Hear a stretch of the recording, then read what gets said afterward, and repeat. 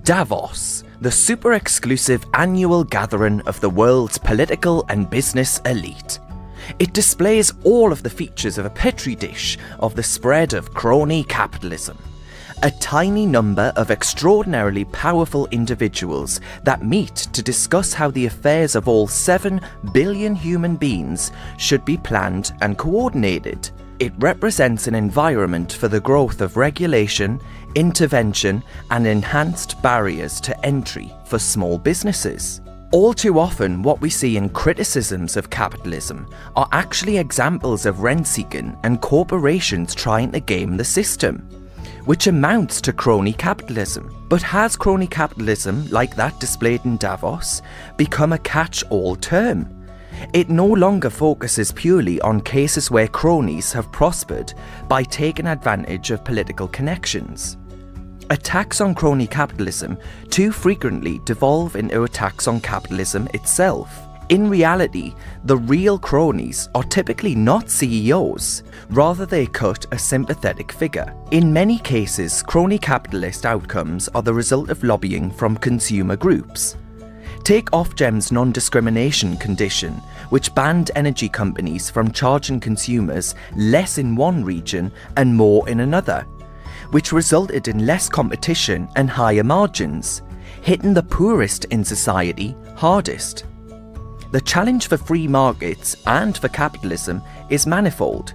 The message is tarnished, the frames are poor, and fundamentally, the moral case for what they achieve is missing. I'm Darren Grimes, Digital Manager at the IEA, and joining me to discuss this challenge is the IEA's Director General Mark Littlewood and the Director of the IEA's Freer Initiative, Rebecca Lowe. Hello to both of you. Hi.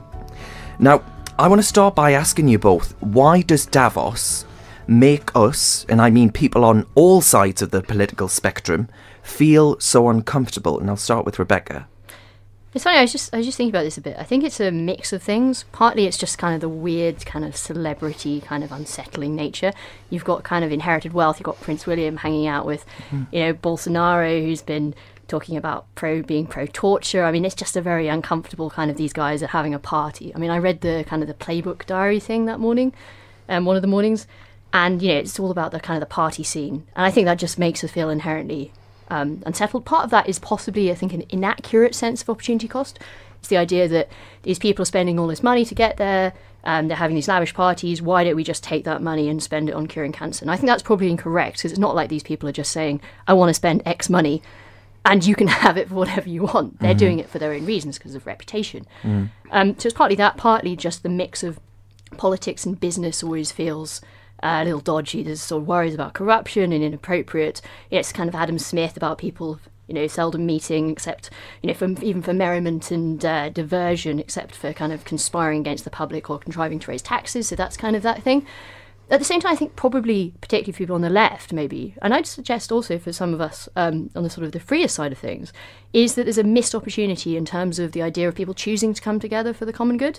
There's this idea that if you go back to something like the UDHR or James Ruggie on business ethics, this idea of people choosing to come together rather than going for some binding solution, like kind of legally binding idea, and maybe because of reputation and saving face, people are going to do good things for the world.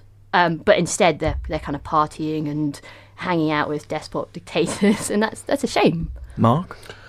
I'm not really sure what the public impression of Davos is. In fact, ahead of writing a newspaper article about it, I desperately fished around to try and find some sort of opinion poll data about whether people thought it was a good thing, a bad thing, a terrible thing, a crooked thing, and I couldn't find it. So I can only really give my impression, and to read in, which I think is dangerous to some of the mainstream media coverage, that does actually reflect public opinion, and I'm not sure it does. But to me, it comes down to, Rebecca's touched on this, a kind of question about what exactly are they cooking up at this place? You've got, hugely influential people from a whole range of fields meeting each other. Philosophically, my nervousness is the sort of theme seems to be, how do we centrally plan planet Earth? Whatever they actually say their topic du jour is, that's basically what they're talking about. Shaping a global architecture. Exactly. So what exactly are they cooking up? And I do think in these times of, I'm not trying to be too conspiratorial about it, but in these times in which the sort of political establishment has never been more loathed or distrusted in my lifetime, then I do think, just if you like, in the newfangled terminology, the optics of politicians and businessmen gathering together in this remote sort of Swiss ski resort looks bad and raises an eyebrow about what the hell is actually going on there. And you mentioned trust in politics. I think you both might disagree with this, but I think the icon for crony capitalism has to be what happened a year ago with the collapse of Carillion. Now, that was a vast firm responsible for hundreds of government contracts that mistreated its subcontractors, neglected its pension schemes, and systemically cooked its own books. It damaged the idea of private firms delivering public services and revealed jaw-dropping failures at the heart of our business and political establishments, which goes to the heart of why people perhaps hate Davos so much, right? Because it's this idea of people getting together, the business and political establishment. But I want to ask you both, what does this tell us about crony capitalism in modern Britain 1 year on from Carillion? Do you think any lessons have been learned, Mark? Very few. There's a real challenge and a dilemma for people of a free market persuasion here, I think. And I don't have the answer to it, but I think I know what the dilemma is. And that is, how do we want to treat the second best option of contracting out? I suspect the three of us want large tranches of the economy that are presently run by the state to be wholly run by the private sector. But if we can't get that, and you have a government department or the National Health Service or the school system that need, I don't know, some new IT project, or hospitals need to be cleaned, for example, are we going to say that that all has to be done by state bureaucrats, that they can't actually go to a private IT company to improve their computers or a private cleaning company? They can't use a private taxi service to move people around. They've got to build their own cars and have state bureaucrats. And I'm loath to go down that route. But if we go down the route of actually saying the government has the money to do this, knows what it wants, but is now going to contract in Carillion or somebody else, well, you do risk that poisoning the well, because the state is, well, it's inefficient at most things, but is chronically inefficient at giving out contracts in a sort of business-like way. So costs, IT costs famously always sort of zoom through the roof on any government project, but largely because the government keeps changing its mind. Here's the initial spec, set it up like that. 6 months later, we forgot to tell you we need it all plugged into this as well. The costs soar. It looks like that IT company is then getting rich on the back of taxpayers. So I don't know how to crack that problem, because my first preference would be to privatise things rather than to contract things out. But I think if you rule out contracting out to private firms, you have made us an even more statist economy, not a more free market one. There's a fantastic example that I read this morning about registering having your status clarified as an EU national, your right to stay in the UK. And the app to do this is only available on an Android phone. If you have an Apple, basically there'll be a queue of people Trying to get access to an Android phone, which I think really hits home your point. So Bulgarians, Romanians, Spaniards, French, come on, come all, but iPhone users, no way. Right, Rebecca? Yeah, I mean, I couldn't agree more. I mean, I think, unless you think, I don't know, you should have a farm on every school. I mean, okay, I'm being facetious slightly. But it's crazy to think that anybody, even the most staunch nationalist, is probably going to accept that some stuff you're going to have to either buy in or you're going to have to sell out. I mean, this is just, it's the general kind of confusion about whether nationalism is about owning something or about who profits from it or who delivers the service. And all too often we have this very kind of sort of Manichaean debate where it looks like you're kind of bashing these people against each other. And those of us on the side, like Mark says, who really thinks that there are loads of areas where the state would be a lot better getting out of it, and that would provide better services, it would also give us a chance to make choices for ourselves. We get lumped on the side of kind of the dodgy state franchising system. I mean, it's the classic thing with the trains, where the only bit of freedom is or choice is when the state chooses its chosen person. I mean, it's a monopsony. This is not something that we guys should be supporting. And calling state outsourcing of any sense, so an idea of kind of radical free markets, is hilarious. I mean, I genuinely think it's funny, but all too often I think people on our side, because of that, exactly that thing that Mark's talking about, kind of wanting to make the best of a bad situation, kind of adhere themselves to that. And I can completely understand it, but I think we've got to be really, really careful not to suggest that that's what we think is going to be the best way of sorting this out. The Cameron government made some steps in this direction to make it easier for small companies to get contracts. But the basic problem is this. There's that old adage, isn't there? There's 4 ways of spending money. If you're spending your own money on yourself, you are highly sensitive to both price and quality. If you're spending your own money on somebody else, buying Aunt Mabel a present, well, you're pretty sensitive on price, but you're a bit less sensitive on quality. If you're spending somebody else's money on yourself, well, you're still very interested in the quality of what you're getting, but you don't give a damn about the price. It's somebody else's money. And government falls into the 4th quadrant, spending other people's money on other people, at which point you care neither about the quality or the price. And somehow or other, we've got to find a way of if we're not going to move to full-blown privatisation for reasons of political feasibility in certain areas, how we try and make government behave a bit more like one of the other quadrants and less like that 4th quadrant of, well, it's somebody else's money, I'm not the end consumer of this sort of, why does it matter if it costs 150 quid for a light bulb? Those disciplines aren't there. I think that's right. I mean, I think there are loads of things you want to take into, or you might take into consideration when you're just sort of deciding how a service should be delivered. So it might be like transaction costs or efficiency, ease, all of these things.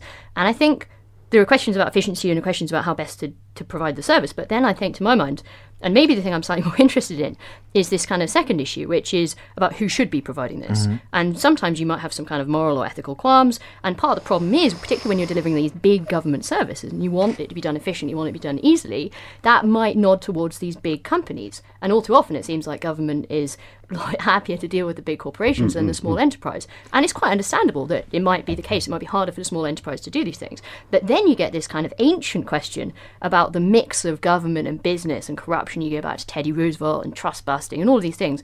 And there's a question, A, how does government stop that stuff from happening? And B, how does government not be part of the problem? And that, I think, is the difficult question to ask, and it's something that we all have to be on the eye to look out for, not just whether the results are efficient, but whether this is right and good in a legitimate, free political society. To a certain extent, I have a certain level of sympathy for the government, because recently Chris Graylan, the Transport Secretary, as part of the government's planning for a no-deal Brexit, he came out and chose a very service that, in the event of a no-deal Brexit, would help with no-deal contingency planning. And it was a new British business that didn't actually have any ferries yet, but they bid for this contract, and the government clearly thought, well, we can cut costs, etc. But the attack was, well, this is a new business. This venture might not ever get off of the ground. How dare you spend taxpayer money on something that might never, come into fruition? So you're damned if you do, and you're damned if you don't, really, aren't you?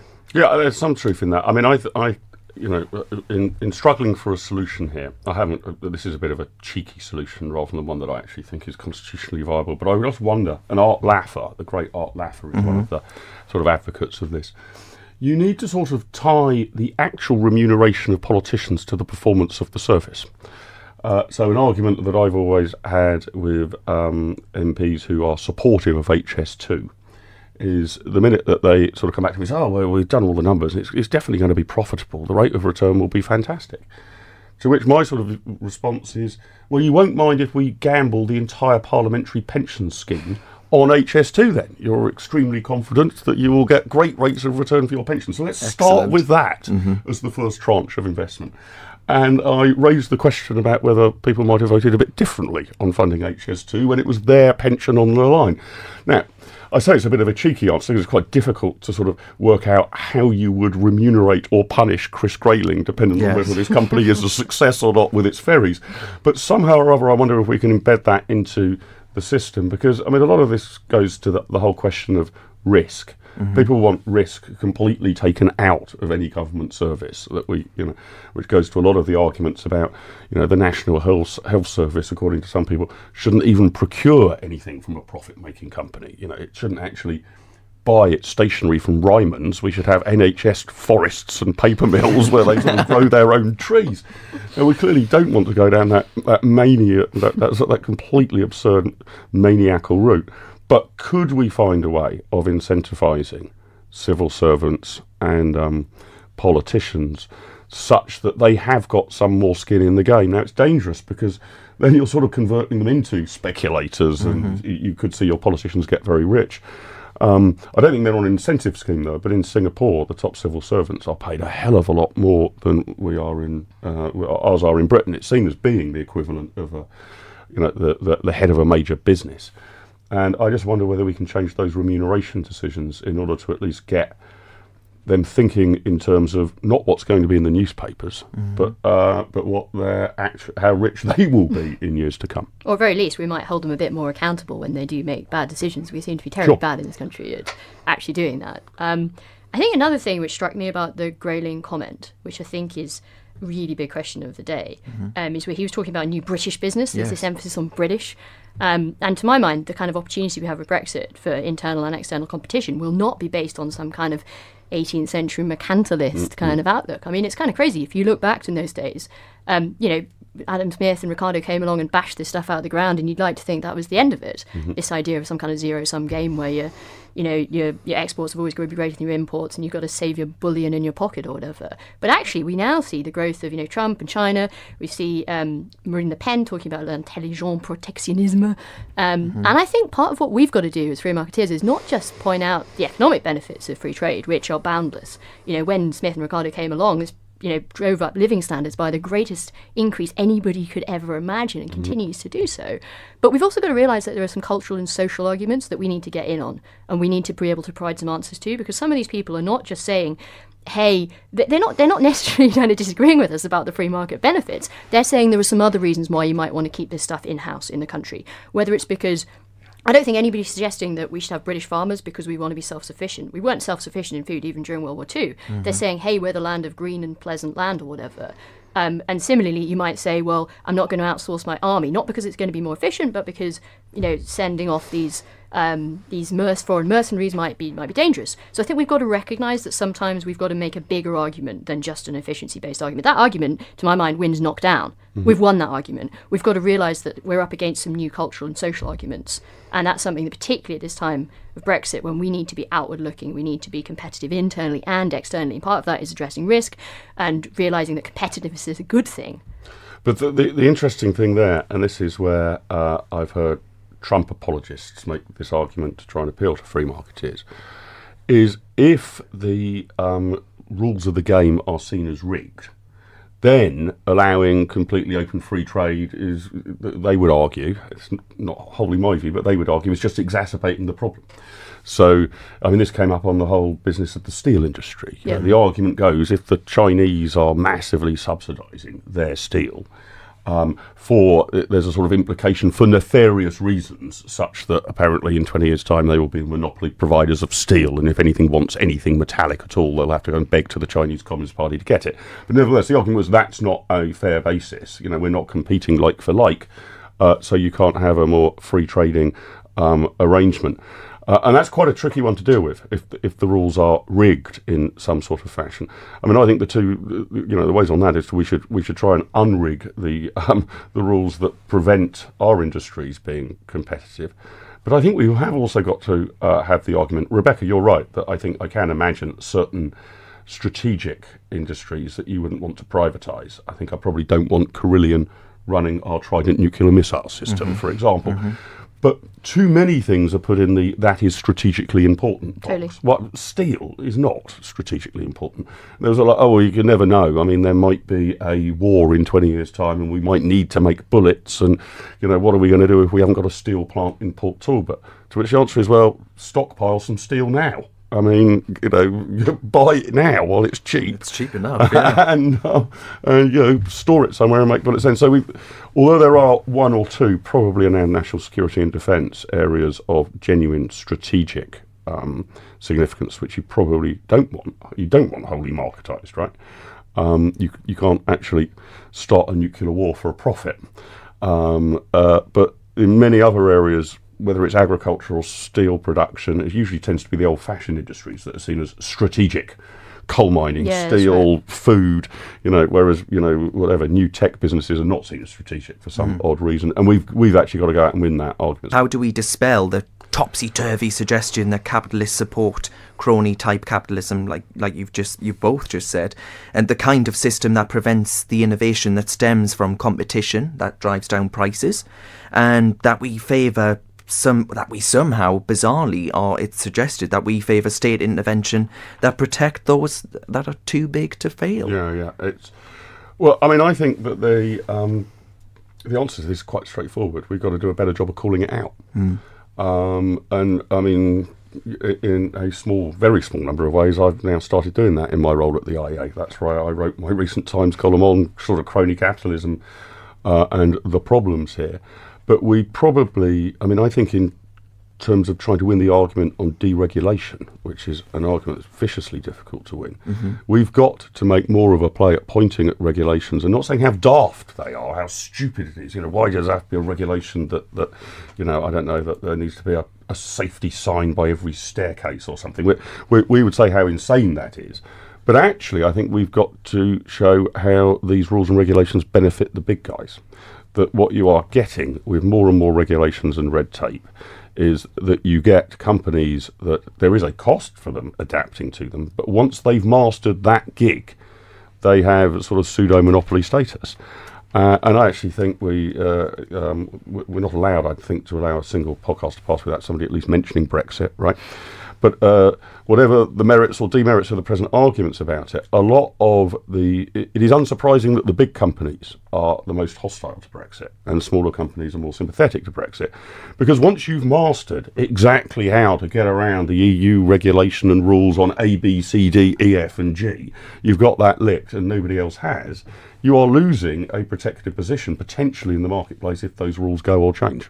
Wasn't that the problem with Davos, though? The image of people hobnobbing with the likes of the CBI when actually they're, and then being told that when they need a second referendum and things like I think it's the optics, really. But Rebecca, do you want to come in on that? Yeah, I totally agree. I think one of the things I've been really pleased with that we've been doing with the Freer Initiative is we have been, from the outset, Lee Rowley and Luke Graham, our two co-chairs, wrote this opening, very passionate paper in which they attacked exactly this point about crony capitalism, about big business, vested interests, lobbying the government for regulations, barriers to entry. We all know this stuff happens, and I think too often politicians, particularly, who have seen themselves being on a sort of a business side rather than a free market side. We can argue all day about those. I don't have a problem with business, but I do have a problem with barriers to entry and holding down competition, whereas we all know that competition drives up standards, innovation meets demand, and this helps the consumer, it helps the people, it helps, remember, government is paid out of, it's the legitimization of our agreeing to be part of an organized society. We are the state in the sense that I don't want to sound like a lefty, but we are, we make up the nation, we pay the taxes, we are the people who should be, and businesses are made out of people as well. If you look at the tax burden, if you look at the regulatory burden, it's incredibly hard, particularly for these small businesses. Too bloody high, yeah. This is right, absolutely so. And, particularly as we come out of Brexit, these are the bedrock of our economy, these small businesses. We're great at startups, we need to get better at scale-ups. This is what we're going to need to flourish, but it's also just a question of what's right and what's good. And this kind of corruption, this kind of lobbying that goes on, which prevents competition, is bad, but I think it's also immoral. And I think we need to be calling the stuff out. We need to be sticking up for the stuff which brings about the good effects, but we also need to be sticking up for a system which is free and just and equal. And I think we could do a better job of that, to be honest. I think that one of the problems here, however, is although we can use terms like corruption, etc., it is actually just people responding to rational incentives. Yeah. If I run a big business and the regulator of that business is crucial to my profitability and possibly even to my viability or existence, and that's just the way it is, and my job is to try and grow my business, make it more profitable, increase its revenues, pay its shareholders better dividends, I would be a complete fool not to try and engage the regulator and get them off my back and bend them in a particular direction. Well, that's become part of running a business. You can't just shrug your shoulders at it. You'd be out of. So the businesses are responding to the incentives that actually exist and are there. They need to engage because the state is so colossal, not just in terms of what it spends. That's been a fairly consistent sort of 40% or so of GDP. But the rule books are becoming longer and longer and longer. And if that is a reality, well, why wouldn't you, as a top businessman, pay $250,000 to go to Davos to try and bend the ear of a few people who could make a colossal difference to your bottom line? That's right. And those businesses also have people who depend on them for their jobs, and they also provide us good, services and goods. I think what we need to do is we need to attack this idea that regulations are something nice. There is this sort of pervasive idea, the kind of the morality of regulation. Yeah, that's right. Now, I think, we're going to... Yeah, exactly. We're going to recognise some places where regulation might be necessary. Even those of us who are the most hardcore free marketeers, if we agree with organised society, the same as the point about we're going to recognise some places for the state, whether it's defence or whatever it is. The point is that there is not some moral imperative that everything needs to be regulated down. There are costs. There are costs in terms of hardworking people who are trying to have businesses and try to provide goods and services and try to be competitive to drive up standards. But there are moral costs too. And this is we need to be calling out the state. We need to be calling out the politicians who have an easy life, who enjoy their time spent with big business. It's easier for them to do it. And they are holding us all back. And it's wrong. It's bad.